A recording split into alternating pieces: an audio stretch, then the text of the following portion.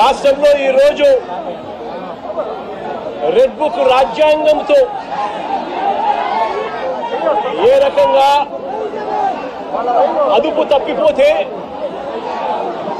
అదుపు తప్పిపోతే పోలీస్ వ్యవస్థ ఎంతగా దిగజారిపోతుంది అని చెప్పడానికి నిదర్శనం ఈరోజు తెనాలిలో మన కళ్ళ ఎదుటే కనిపిస్తా ఉన్న సత్యం.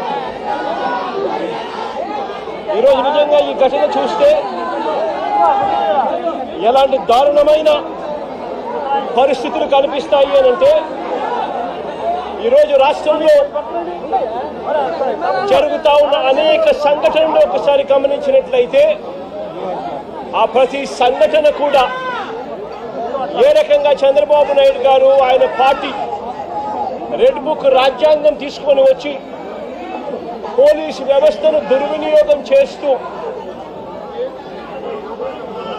తనకు వ్యతిరేకంగా ఏ గొంతు వినిపించినా కూడా ఆ గొంతును అణగదొక్కే కార్యక్రమంలో భాగంగా ఏ రకంగా చంద్రబాబు నాయుడు గారు దగ్గరుండి వైఎస్ఆర్సీపీకి సంబంధించిన మాజీ మంత్రుల మీద, మాజీ ఎమ్మెల్యేల మీద, నాయకుల మీద, కార్యకర్తల మీద, సోషల్ మీడియా కార్యకర్తల మీద ఏ రకంగా తప్పుడు కేసులు పెడతా ఉన్నాడు, ఏ రకంగా తప్పుడు సాక్ష్యాలు సృష్టిస్తూ ఉన్నాడు, ఏ రకంగా వాళ్ళని జైళ్ళల్లో పెడతా ఉన్నారు, ఏ రకంగా చట్టాన్ని చేతిలోకి తీసుకోవడం ఒక పరిపాటిగా మారిపోయింది అనడానికి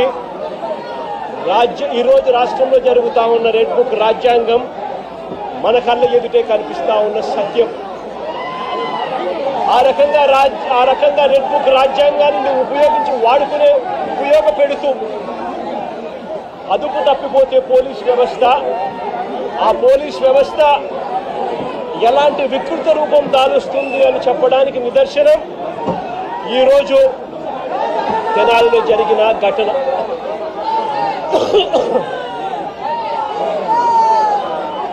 సరే, రాష్ట్రంలో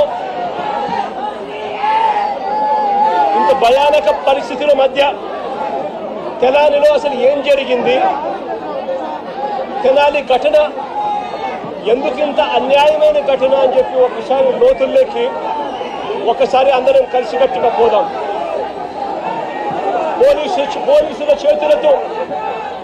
పోలీసుల చేతిలో దెబ్బలు తిన్నవారు రాకేష్ అనే పిల్లోడు, దోమా రాకేష్ అనే పిల్లాడు, ఇంకొక పిల్లోడు షేబ్రోలు జాన్ విక్టర్ అనే పిల్లోడు, ఇంకొక పిల్లోడు కరీముల్లా అని. దళితులు, మైనారిటీ వర్గానికి చెందిన వ్యక్తి ఇంకొక పిల్లాడు. అంటే అణగారిన వర్గాలు, అంటే సామాజికంగా ఆర్థికంగా వెనకబడిన వర్గాలు. ఒకసారి ఈ ఘటన ఎలా జరిగింది అనేది ఒకసారి గమనించండి. రాకేష్ అనే పిల్లోడు అసలు తెనాలిలో కూడా ఇక్కడ ఉండడు. తాను జొమాటో అనే కంపెనీలో ఉద్యోగస్తుడు. హైదరాబాద్లో తాను పనిచేస్తూ ఉన్నాడు. హైదరాబాద్లో పనిచేస్తూ ఉన్న ఈ రాకేష్ అనే పిల్లాడు, జొమాటో అనే కంపెనీలో పనిచేస్తూ ఉన్న ఈ రాకేష్ అనే పిల్లోడు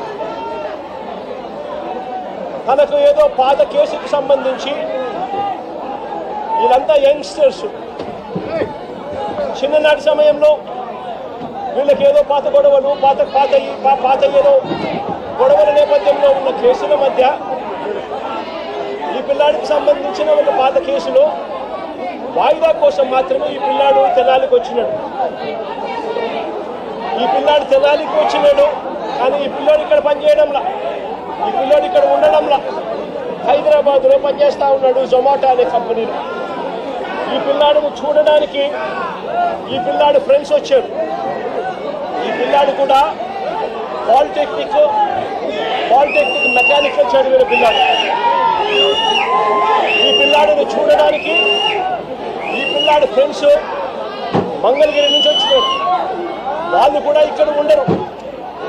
మంగళగిరి నుంచి వచ్చిన పిల్లాడు